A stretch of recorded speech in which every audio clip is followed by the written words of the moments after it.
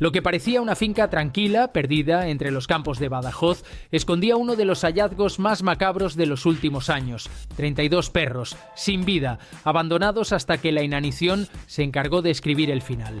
Todo comenzó con una llamada anónima y desde ese instante nada volvió a ser igual, porque lo que los agentes encontraron allí dentro no era solo crueldad, era una escena que dejaba sin aliento incluso a los más veteranos. Quédate hasta el final, porque lo que hizo la Guardia Civil ante este horror marcará durante meses. Esperaron el momento y cuando llegó fue brutal. Una voz temblorosa, rota por el miedo y la indignación, alertó a la Guardia Civil. Hay algo terrible en la finca del Camino Viejo. Vayan, por favor. Los agentes no dudaron. Salieron de inmediato cruzando la niebla espesa del amanecer. La patrulla avanzaba en silencio, faros cortando la oscuridad, mientras la radio apenas rompía el silencio con estática y códigos en clave. Al llegar, la escena era desoladora, una verja oxidada, barro hasta los tobillos y un silencio tan denso que cortaba la respiración. Allí, al otro lado de la alambrada, la finca parecía dormida, como si jamás hubiera pasado nada, pero el hedor, intenso, punzante, imposible de ignorar, ya avisaba de que algo iba mal. Los agentes cruzaron miradas, sabían que esa noche no sería como las demás. La linterna del primer guardia iluminó el sendero cubierto de maleza y botellas de agua vacías. Avanzaron muy despacio, atentos, con la tensión vibrando en el aire. A cada paso, el presentimiento de que detrás de alguna esquina algo monstruoso los estaba esperando. Cuando por fin entraron en la nave principal, el silencio se quebró. Un agente contuvo el aliento, otro apretó los puños. Y allí lo vieron, 32 cuerpos, perros esqueletizados tendidos en el suelo, algunos aún con collares, otros apiñados junto a puertas cerradas, como si hubieran intentado escapar hasta el último aliento. La escena era brutal. Ni los agentes más curtidos estaban preparados para algo así. Uno se cubrió la boca, otro intentó hablar por radio. Ningún protocolo instruye para digerir semejante horror. Fuera, la noche seguía, fría, impasible, casi ajena a la tragedia. Por dentro, cada agente intentaba entender cómo alguien podía dejar morir así a tantos animales. ¿Había sido por crueldad? ¿Por abandono? ¿Había alguien más implicado? El dueño de la finca fue localizado esa misma mañana. Frío, distante, esquivo en sus respuestas. No sabía nada, hace semanas que no vengo. Repitió una y otra vez. La investigación apenas comenzaba y ya estaba claro que esto no era un caso aislado. Los vecinos, al escuchar lo ocurrido, evitaron las cámaras y bajaron la mirada. Nadie quería hablar de la finca, nadie se atrevía a decir lo que realmente se sabía. En este rincón perdido de Badajoz, el abandono animal no era noticia, pero nunca se había visto algo de tal dimensión. España lleva años combatiendo el maltrato, leyes más duras, penas de cárcel, campañas de sensibilización, pero la realidad en muchos pueblos sigue siendo otra. Perreras saturadas, casos olvidados, miedo a denunciar. Para la Guardia Civil y especialmente para la Unidad Central Operativa, este caso era una afrenta directa, no solo por la magnitud, sino porque demostraba que el abandono sigue siendo invisible. Y esta vez la UCO no pensaba mirar para otro lado. Aquel amanecer marcó el inicio de una operación que pondría a prueba todos los recursos, toda la experiencia y sobre todo la entereza de los agentes. Lo que al principio parecía una negligencia terminó revelando una red mucho más oscura. Mientras el sol empezaba a asomar en el horizonte, la noticia corría como la pólvora. Los medios apenas podían describir lo que la UCO había encontrado. Los teléfonos no dejaron de sonar. La indignación subía de tono por minutos y sin embargo esto era solo el principio, porque el verdadero golpe, lo que dejó helados a los investigadores, aún estaba por llegar.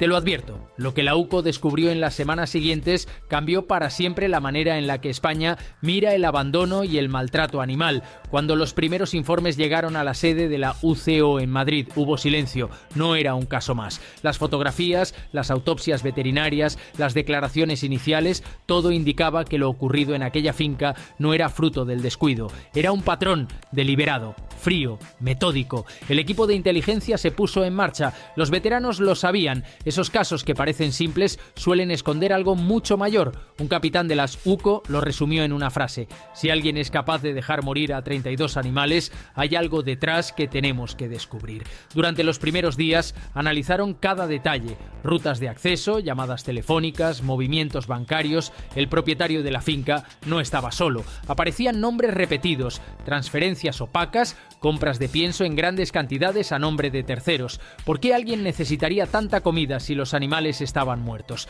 Las sospechas crecían. Se desplegaron equipos de campo en Badajoz, Sevilla y Cáceres. Los agentes se infiltraron haciéndose pasar por compradores de ganado, proveedores e incluso cooperativistas. Cada visita era una pieza en el rompecabezas. Una noche, a las afueras de Zafra, un agente infiltrado interceptó una conversación clave. Un hombre hablaba de enterrar los restos antes de que llegaran de Madrid. La UCO no dudó. Activaron el operativo. Código rojo. Ninguna filtración. Nadie fuera del circuito debe saberlo, ordenó el capitán. La operación, bautizada Ladrido Silente, comenzó un jueves a las 22 horas. Durante días, los equipos habían vigilado la finca con cámaras térmicas y drones nocturnos. Cada movimiento, cada sombra, cada vehículo anotado. Querían saber quién entraba, quién salía y, sobre todo, por qué. El despliegue fue calculado segundo por segundo. Patrullas camufladas, puntos de acceso sellados y comunicación constante con la central. Ningún margen de error.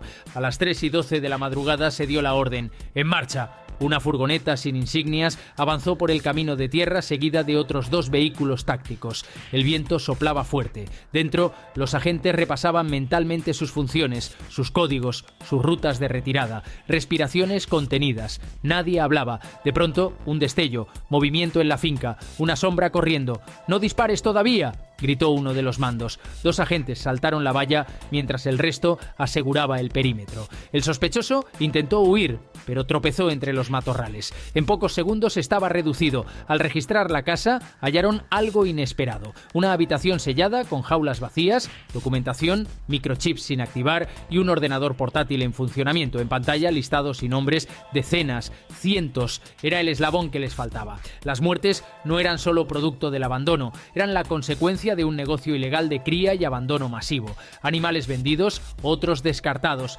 dinero rápido, impunidad total. El silencio en la sala operativa fue absoluto cuando los datos llegaron a Madrid. Detrás del dueño había una pequeña red de intermediarios que usaban a los animales como mercancía desechable. Cría irregular, falsificación de documentos, traslado clandestino.